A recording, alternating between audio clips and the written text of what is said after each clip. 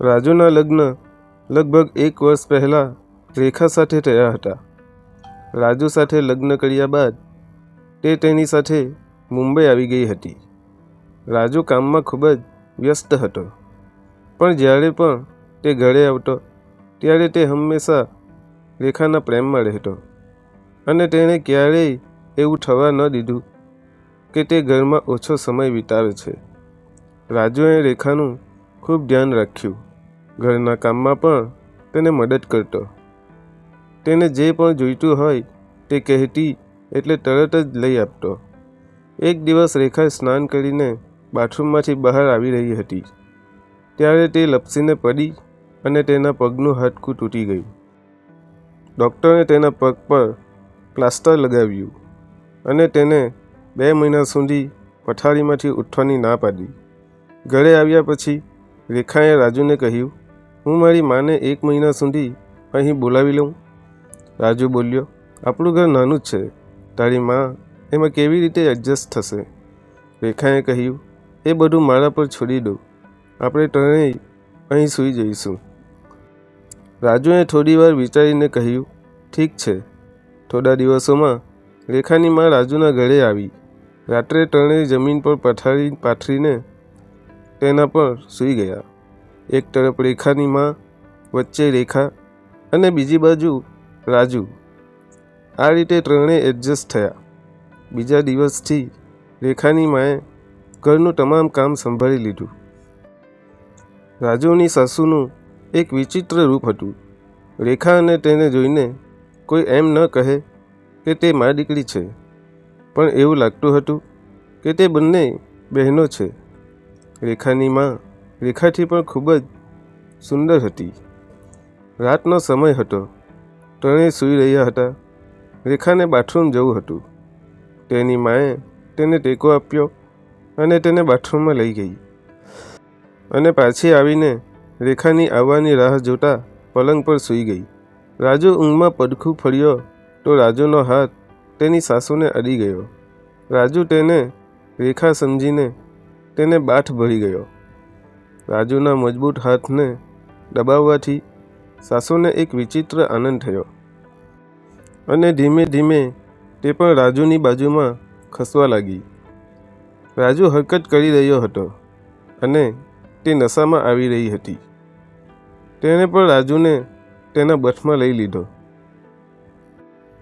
ત્યાં રાજુની ઊંઘ ખુલી ગઈ તો તેની સાસુને તેના હાથમાં જોઈને તે થોડો શરમાયો, પણ તેણે તેનું કામ ચાલુ રાખ્યું.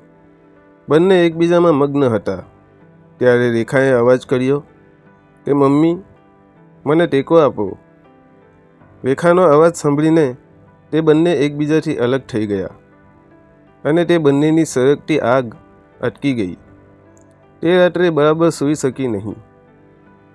સાસુ એક જુવાન મહિલા હતી. વૃદ્ધ પતિ આગ ઠંડી કરી શકતો ન હતો, કારણ કે જ્યારે તેની યુવાની જોરમાં હતી ત્યારે પતિ થોડો ઉંમરમાં થઈ ગયો હતો. બીજા દિવસે જ્યારે તે સવારે ઉઠી ત્યારે તેણે રાજુને ત્રાસી આંખોથી જોયો, જે તેની આંખો ચોરી કરીને તેની સામે જોતો હતો. તે રાજુને નાસ્તો ખૂબ પ્રેમ સાથે આપી રહી હતી. બંનેની આંખો એકબીજામાં વાતો કરી રહી હતી અને બંને મળવાની તક શોધી રહ્યા હતા. જ્યારે રહેવાયું નહીં ત્યારે તેણે રાજુને કહ્યું, હું તારા વિના નહીં રહી શકું. હું કોઈ પણ કિંમતે તમારો પ્રેમ ઈચ્છું છું. હું તે માટે કંઈ પણ કરવા તૈયાર છું. રાજુએ કહ્યું, ઠીક છે, હું આજે ઊંઘની ગોળી લાવીશ. તમે રેખાના દૂધમાં ભેળવી દેજો. જ્યારે તે સૂઈ જાય ત્યારે આપણે એક થઈ જઈશું. તેણે રાત્રે દૂધમાં સૂવાની ગોળી મૂકી અને રેખાને તે દૂધ આપ્યું.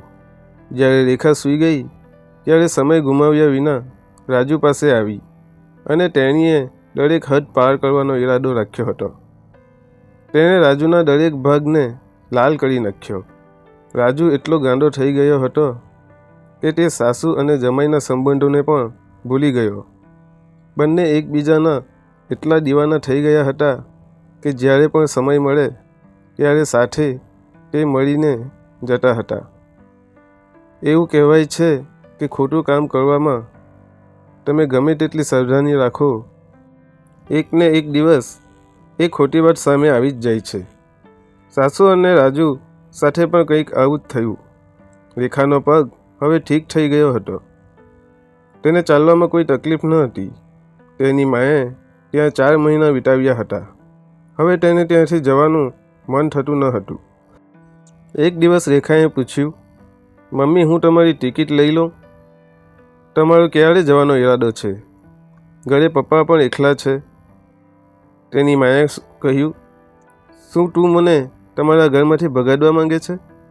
જ્યાં સુધી તું બિલકુલ સાજી નહીં થઈ જાય ત્યાં સુધી હું તને છોડીને નહીં જાઉં. રેખાએ કહ્યું, હું હવે ઠીક છું, હું ચાલી પણ શકું છું. આના પર તેની માએ કહ્યું, ઠીક છે, પણ તે રાજુને છોડવા માંગતી ન હતી. આ 4 મહિનામાં રાજુએ તેને જે આનંદ આપ્યો હતો તે તેને ગુમાવવા માંગતી ન હતી. રાજુએ તેને તેના પ્રેમમાં કોતરીને તેને નવી સુગંધથી ભરી દીધી હતી. આજે તે તેના જમાઈ રાજુ માટે એટલી પાગલ થઈ ગઈ હતી કે જે કોઈ તેને તેનાથી દૂર રાખવાનો પ્રયત્ન કરે તેને તે પોતાનો સૌથી મોટો દુશ્મન માનવા લાગી. રાજુ પણ તેની સાસુ માટે એટલો ગાંડો થઈ ગયો હતો કે હવે તેને તેની પત્ની પ્રત્યે પણ કોઈ લગાવ ન હતો. તે તેની સાસુ માટે પાગલ હતો. સાંજ પડી ગઈ હતી. હળવો વરસાદ વરસી રહ્યો હતો. રાજુ ભીંજાઈ ગયો હતો. આજે તે કામ પરથી વહેલો ઘરે આવ્યો હતો. તેણે ઘરની ડોરબેલ વગાડી. સામે સાસુ ઊભી હતી. તેના વાળ વિખરાયેલા હતા. તેણે રાજુ તરફ હસતો ચહેરો ફેરવ્યો કે તરત જ રાજુ પાગલની જેમ તેને જોવા લાગ્યો અને બોલ્યો, વાહ, શું નજારો છે! જાણે વાદળોમાંથી ચંદ્ર ફૂટી ગયો હોય. રાજુ અંદર આવ્યો. તેના કપડાં સાવ ભીંજાઈ ગયા હતા. સાસુએ કહ્યું, ઝડપથી કપડાં બદલો, નહીંતર બીમાર પડી જશો. રાજુએ આજુબાજુ જોયું. રેખા ત્યાં ન હતી. તેણે ત્યાં જ તેના કપડાં બદલવાનું શરૂ કર્યું. બંને એકબીજાનો પ્રેમ મેળવવા તલપાપડ બની ગયા હતા. તેણે ઉતાવળમાં ઘરનો દરવાજો બંધ કરવાનું વિચાર્યું પણ ન હતું. બંને એકબીજાના પ્રેમમાં એટલા મશગુલ હતા કે તેઓને કંઈ પણ ભાન હતું નહીં. દરમિયાન રેખા ત્યાં આવી પહોંચી. દરવાજાને ધક્કો મારતા જ અંદર જોતા જ તેનો હોશ ઉડી ગયો. રેખાએ તેની માતાને બૂમ પાડી, તમને મારું જ ઘર મળ્યું હતું આ બધું કરવા?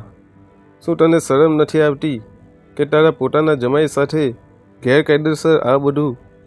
પછી રેખાએ રાજુ પર આકરા પ્રહારો કરતાં કહ્યું, તમારી મા જેવી સાસુ સાથે આ બધું કરતાં શરમ આવવી જોઈએ.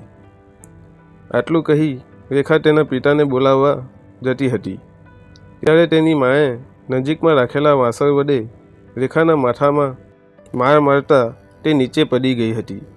રાજુએ તરત જ રેખાના હાથમાંથી ફોન છીનવી લીધો અને તેનું ગળું દબાવવાનું શરૂ કર્યું. તેની માએ રેખાના હાથ પગ પકડી રાખ્યા અને બૂમો પાડવા લાગી, રાજુ, તેને મારી નાખ. તે જીવતી હોય ત્યાં સુધી આપણે એક નહીં થઈ શકીએ.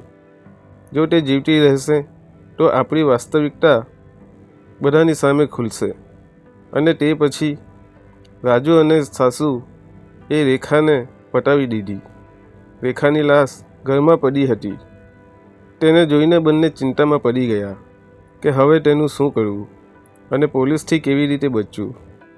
શરીરની તરસ छिपाવવા માટે બંનેને પોતાના સંબંધમાં શરમ તો રાખી નહીં, પણ એક માએ પોતાની જ પુત્રીને તેના ગેરકાયદેસર સંબંધના કારણે મારી નાખી. પણ મિત્રો, આપને ગમે તેટલું છુપાવો તે બહાર આવે જ છે. અને આખરે રાજુને અને તેની સાસુને પોલીસ પકડીને લઈ ગઈ, કેમ કે ગુનો ગમે ત્યારે હાથમાં આવે છે અને આનું પરિણામ સારું આવતું નથી. સંબંધને પણ કોઈ મર્યાદા હોય છે, તે આપણે જાળવવી જોઈએ. મિત્રો, આવી મજેદાર કહાની સાંભળવા માટે વિડીયોને લાઈક અને ચેનલને સબસ્ક્રાઈબ જરૂર કરજો. તમારો ખૂબ ખૂબ આભાર.